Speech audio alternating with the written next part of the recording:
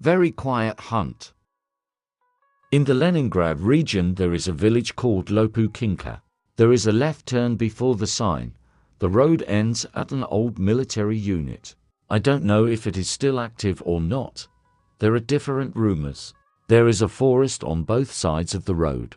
Many people go there to pick mushrooms. So, before reaching the unit, there is a high voltage line that crosses the road.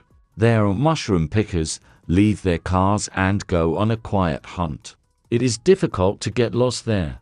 The entire forest is divided into squares by clearings. The village is just a stone's throw away. And I have been there many times. Everything was great. But this time, everything went wrong. I, a grown man who has been in the forest 100 times, realized I am scared. The fear was creeping up more and more, as if my back was covered with ice. I wanted to turn around and run to the car, but I held back, trying to calm myself down. It is daytime. It is light. I am not some kind of weakling. I have a knife in my pocket. Who and what can do to me? With these thoughts I move on. Strangely enough, there are no mushrooms at all, not even toadstools. This is strange for these places. Then I saw a man in uniform, who was sitting on a fallen tree, with his back to me, and looking into the depths of the forest. The eerie feeling of unreality of what was happening began to grow even more. Who is this man? What is he doing here?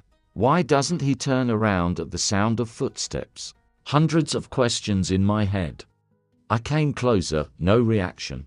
He was sitting there, not moving. I walked around him, decided to look at him from the front. I was clutching the knife in my pocket, just in case. A kid, about 18 to 20 years old, in camouflage, was sitting and looking into the forest, not blinking, like a statue. And then I realized what seemed so strange about him. He wasn't breathing. Neither his shoulders nor his chest moved from inhaling or exhaling. And his gaze was glassy. And then the guy turned his gaze to me, and only his eyes moved. His head remained in the same position. Here I forgot about the knife, and about the fact that I was a healthy man. I forgot about everything. I ran from there to the car as fast as I could. I don't remember how I reached the road. It seemed to me that I was jumping like a saga through the windfall and other obstacles on the way. I flew out onto the asphalt and stopped dead in my tracks. My car was gone. That's the place. I couldn't get it wrong. There's my cigarette, but lying where I threw it. And the car is gone. Then I finally panicked. Something was there, in the forest. The car was gone. What to do, I have no idea. I thought, it's not far to the village. I need to get out of here, and then everything else. In general, I would have passed the cross-country running with flying colors, even with the strictest coach. I ran to the village, knocked on the first house I came across. An old man came out. I told him everything as it was.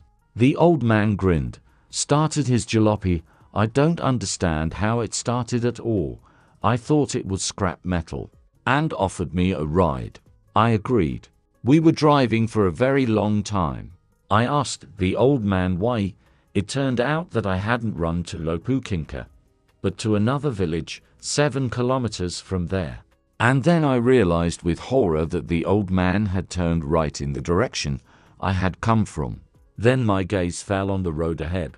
I finally stopped understanding what was happening. My car is standing in the same place where I left it.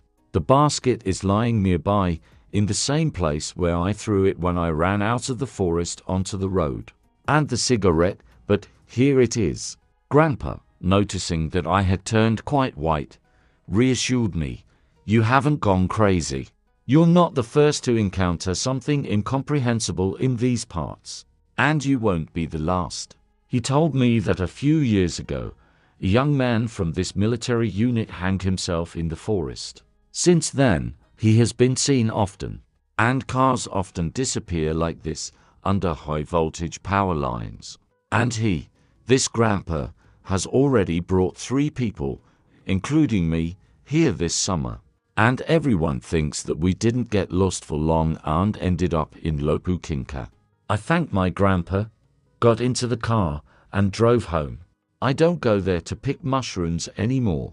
And it doesn't matter that I'm a grown and strong man. I am powerless against what I encountered that time.